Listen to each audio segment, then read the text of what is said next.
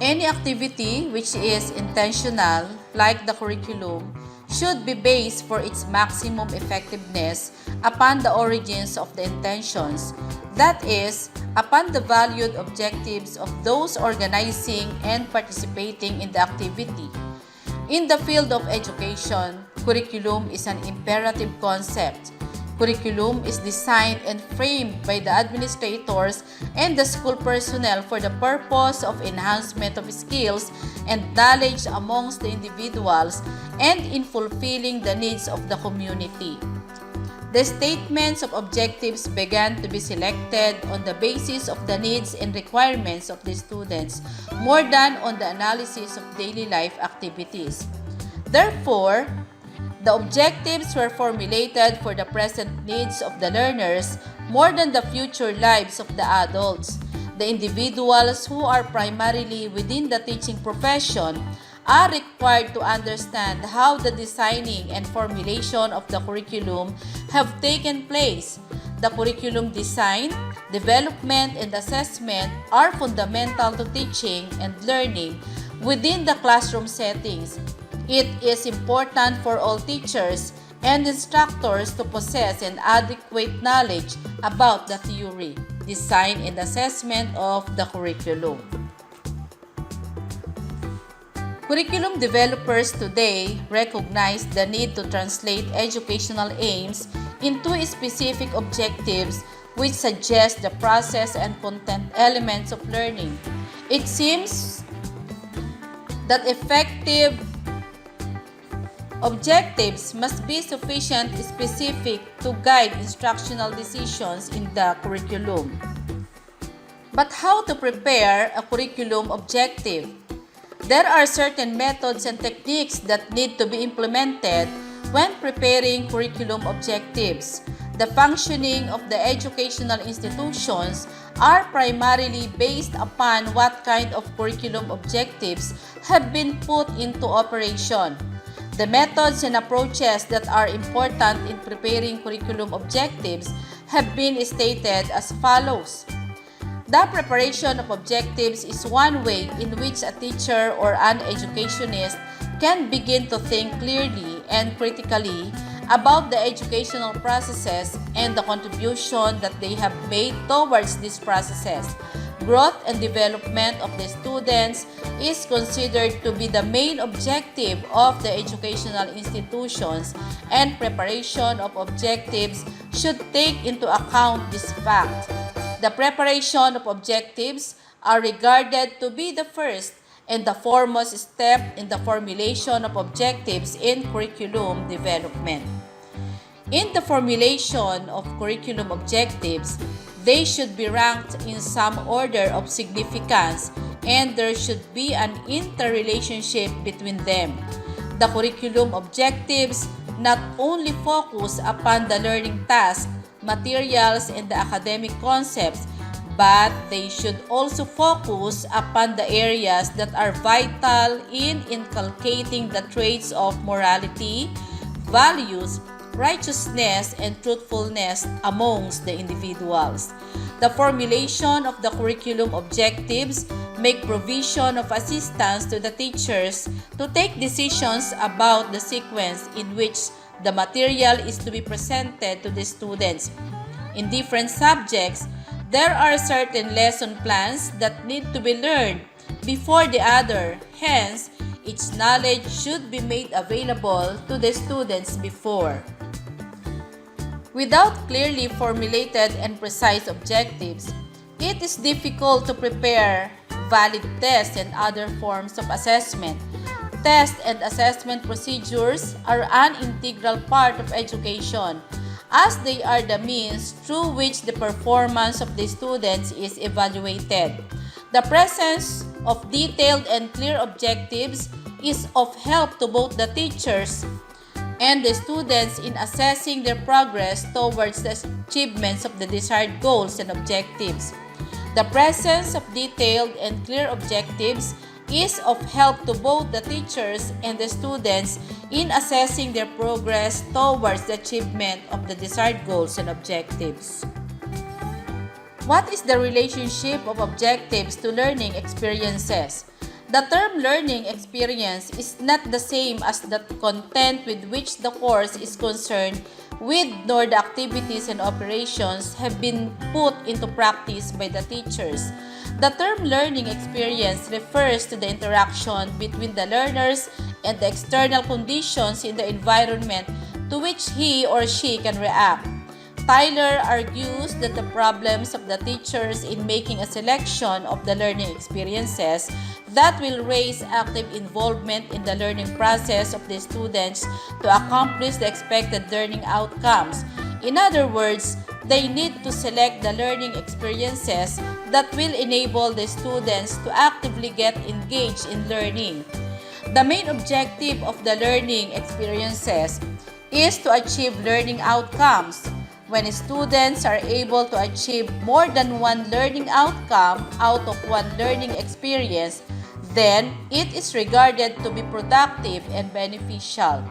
When students are acquiring knowledge about one subject or concept, they are able to integrate that knowledge in several related fields and satisfy more than one objective. Then it also leads to satisfaction amongst the students. There are 5 types of educational aims. 1. Specialized educational aims, which are established criteria to be met by prospective technicians who render service to others. Number 2 is general education aims, which do not impose minimum standards of achievements. This serves all men in their individual needs for adjustment and self-fulfillment. 3. Educational aims. These are broad and vague. They must be progressively translated into clear and specific statements, that is, objectives, in order to enhance consistency of interpretations by different workers. Number 4 is educational objectives, which are directly derived from educational aims and are formulated for students who are identified according to their level of education. For example, primary, intermediate, secondary, collegiate, or graduate level. And number 5 is instructional objectives, which are suggested by educational objectives and are generated to meet the specific needs and interests of learners identified according to their level of education, their community, and their school of class.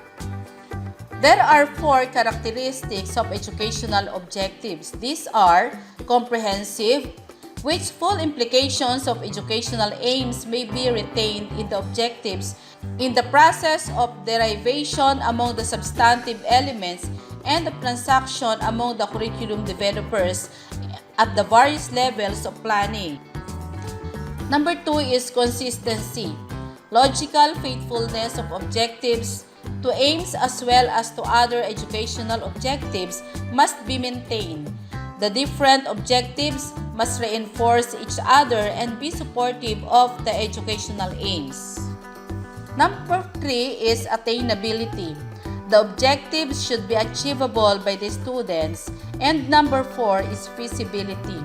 Educational objectives must be evaluated in light of practical considerations, including teachers' competence, availability of instructional materials, time allotment, expense involved, and the prejudices of the community served by the educational system. These are the basic guidelines in the formulation of educational objectives. Educational objectives must be clearly conceived and clearly stated. A statement of objectives should describe both the kind of behavior expected and the content or the context in which that behavior applies. Complex educational objectives need to be stated analytically and specifically enough so that there is no doubt as to the kind of behavior expected. Educational objectives should also be formulated that there are clear distinctions among learning experiences required to attain different behaviors. Educational objectives must be developmental, representing roads to travel rather than terminal points. Educational objectives should be reasonably comprehensive so as to include all the areas of growth. Sound education believes in the total development of the learner. Educational objectives should cover the emotional and social life, physical and mental development, as well as moral and ethical life. Educational objectives should be realistic and should include only what can be translated into curriculum and classroom experience. The scope of educational objectives should be broad enough to encompass all types of outcomes for which the school is responsible. Educational objectives should reflect both individual and group needs. It should be flexible, that is, they should be capable to change and meet changing social conditions which are characteristics of the present dynamic society. And it should be limited aims and purposes which the school is willing to assume. There are three main sources of educational objectives. These are: objectives are derived from felt needs, social values, and ideas. Educational programs of societies grow out of the matrix of the needs, practices, ideals, and aspirations of those societies. Educational objectives must emerge from continuous studies of contemporary society, social values and ideal, and growing needs and demands. Educational objectives are derived from studies and researches made regarding learners in the learning process. It is also imperative that objectives should also be derived from studies of learners, what their needs, maturation level, and interest are and how learning takes place. Educational objectives grow out of a philosophy of education. The philosophy of education of curriculum and curriculum developers influences their curricular emphasis, their procedures, their curriculum organizations, as well as their educational objectives. In schools and higher educational institutions, the formulation of curriculum methods in an appropriate manner is considered imperative in facilitating learning amongst the students and in the development of instructional strategies on the part of the teachers. There are different types of curriculum that is put into practice at different levels of education. In the present existence, there has been comprehensive usage of technology in the formulation of appropriate curriculum methods and in communicating them to the learners. When curriculum development takes place in educational institutions, the first and the foremost procedure is the formulation of objectives. There are a number of fundamental objectives that help in determining the development and implementation of the plan of instruction. Regardless of the definitions of approaches and strategies, curriculum can be organized into three major components. These are objectives, content or subject matter, and the learning experiences. The objectives in this case should be looked from a roadmap perspective where an individual wants to go. Content is referred to as the subject matter, lesson plans, and the materials that are taught to the learners, and learning experiences are how individuals are able to learn, the content, and the materials that are made available to them. There is a close interconnection between the components of curriculum, and teachers and students should be completely aware of. Remember, content without a purpose is only a trivia. Thank you very much.